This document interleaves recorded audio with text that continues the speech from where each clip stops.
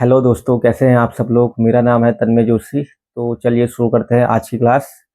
तो आज हम सीखने जा रहे हैं इफेक्टिव न्यूक्लियर चार्ज क्या होता है, जिसे शॉर्ट फॉर्म में बोला जाता है जेड इफेक्टिव।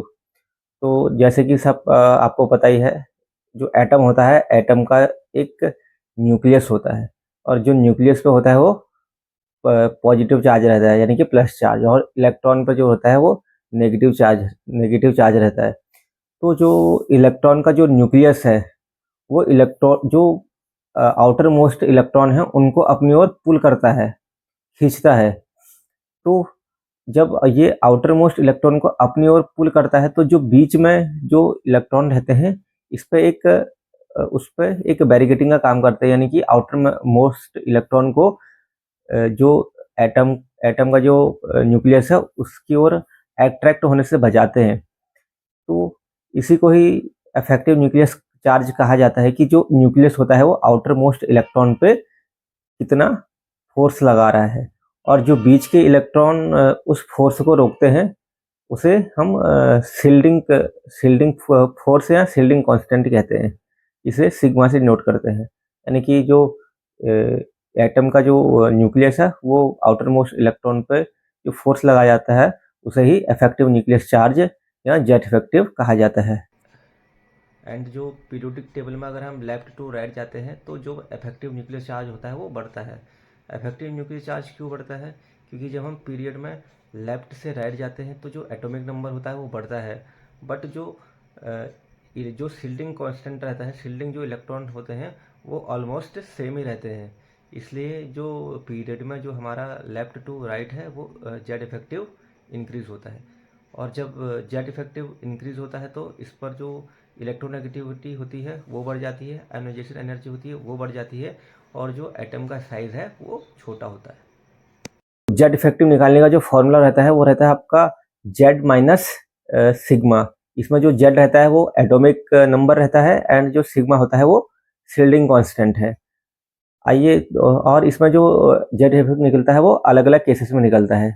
अब सबसे पहले हम केस लेते हैं जब आउटर मोस्ट सेल में केवल एक इलेक्ट्रॉन होता है। तो इसमें जो आ जाएगा, सबसे पहले हमारा एग्जांपल आ जाएगा हीलियम का। हीलियम के जो आउटर मोस्ट सेल है उसमें दो इलेक्ट्रॉन रहते हैं। तो दो इलेक्ट्रॉन में से जो एक इलेक्ट्रॉन है वो उसको शील्डिंग करेगा। तो शील्डिंग करने के लिए जो फॉर्मूला निकलता है वो आपका आता है 1 × 0.30। ये आपका शील्डिंग कांस्टेंट सिग्मा निकल जाता है, क्योंकि ये एक इलेक्ट्रॉन पार्टिसिपेट करेगा ना, एक इलेक्ट्रॉन, दो इलेक्ट्रॉन है आउटर मोस्ट सेल में, एक इलेक्ट्रॉन शील्डिंग में पार्टिसिपेट करेगा, तो 1 × 0.30। तो आपका जो शील्डिंग कांस्टेंट है वो कितना आ गया, 0.30। तो जेड इफेक्टिव होता है आपका जेड माइनस सिग्मा। तो इसका जो एटॉमिक नंबर है वो 2 है, तो 2 माइनस 0.30, तो इसका जो जेड इफेक्टिव आ जाएगा अप्रोक्स आ जाएगा आपका 1.70। तो जो इसका मतलब ये हुआ कि जो न्यूक्लियस है वो उस पर 1.70 का फोर्स लगाएगा इसको अपनी ओर पुल करने के लिए। इसमें जो है वो अगला केस बनता है स्लैटर रूल। जो ये हम फॉर्मूला निकाल रहे हैं वो स्लैटर रूल से निकाल रहे हैं। ये सब जो फॉर्मूले थे वो स्लैटर ने दिए थे। अब जो अगला केस आता है, इसमें आता है कि जब इलेक्ट्रॉन आपका एस एंड पी ऑर्बिटल में प्रेजेंट हो, when electron are present in S and P orbital. इसमें हम एग्जाम्पल के थ्रू समझते हैं। इसमें हम एग्जाम्पल लेते हैं किसका, सोडियम का। तो जो सोडियम का एटॉमिक नंबर है वो कितना होता है, 11। अब हम इसका इलेक्ट्रॉनिक कन्फिग्रेशन करेंगे तो कितना आ जाएगा, 1s2, 2s2, 2p6 and 3s1। तो सोडियम का इलेक्ट्रॉनिक कन्फिग्रेशन हमने कर दिया। इसके बाद इसमें हम इनको अलग अलग सेल में डिवाइड करते हैं। जो हम लास्ट वाली सेल लेते हैं उसको हम एन सेल मानते हैं, और जो उससे पहले वाली जो सेल जो और उससे जो पहले वाले हमारे ऑर्बिटल रहते हैं उनको हम n-1 मानते हैं, और उससे जो पहले वाले होते हैं उनको बिफोर n-1 हमने नाम दिया है, यानी कि स्लेटर ने नाम दिया था। तो इसमें हमारा शील्डिंग कांस्टेंट निकालने के लिए हमारा एक फॉर्मूला रहता है। वो फॉर्मूला क्या रहता है, वो फॉर्मूला होता है आपका 0.35 into number of remaining electron in N shell, यानी कि nth जो लास्ट वाले सेल में कितने इलेक्ट्रॉन है। एक इलेक्ट्रॉन तो आपका एक इलेक्ट्रॉन पे न्यूक्लियस फोर्स लगाएगा और बाकी के इलेक्ट्रॉन उसे रोकेंगे।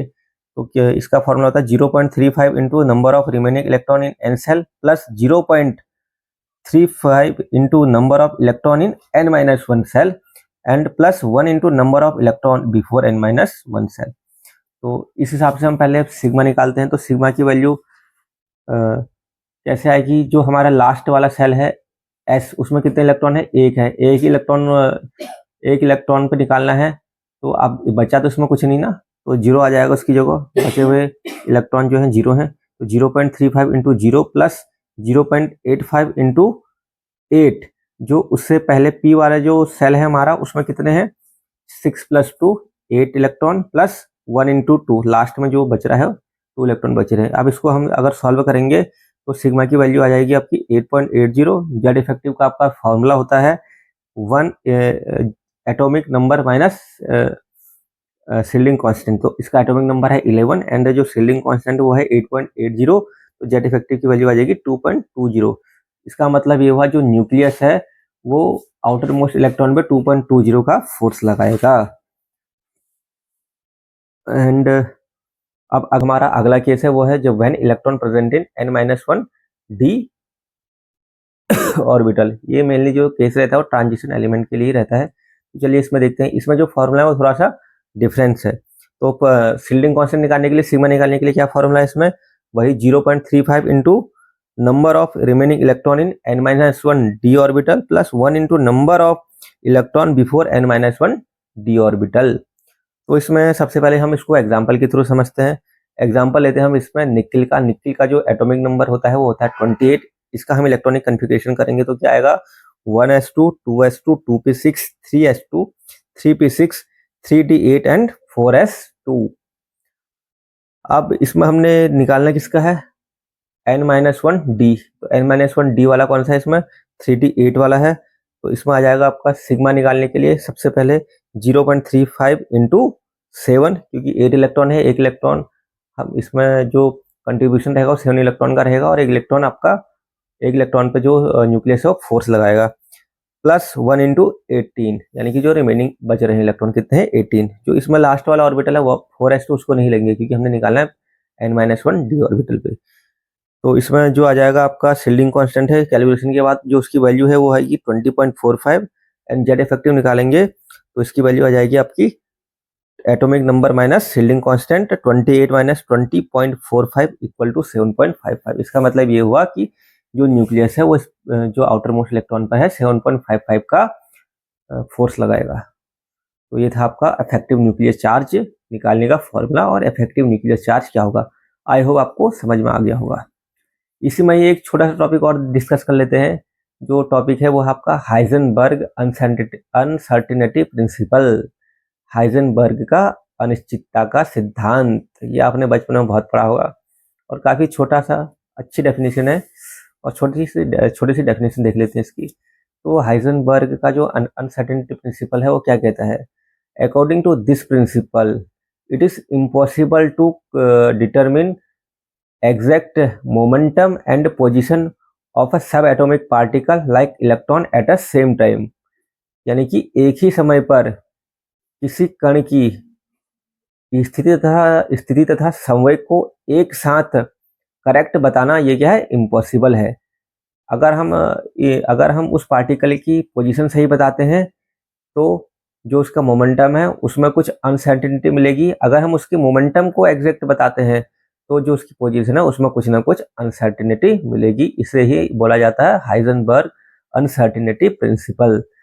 एंड इसमें जो मैथमेटिकली उसने उसे दिया था, मैथमेटिकली जो इसका फॉर्मूला है वो है आपका delta X dot delta P greater and equal than H upon 4 pi. इसमें जो आपका डेल्टा एक्स है वो है आपकी पोजीशन, डेल्टा पी है मोमेंटम, एंड जो एच है आपका प्लैंक कांस्टेंट। इसको ही अगर हम इसमें जो पी की वैल्यू क्या होती है आपकी एम वी, तो पी की जगह हम एम वी रख देते हैं। तो delta X dot delta V greater and equal H upon 4 pi M.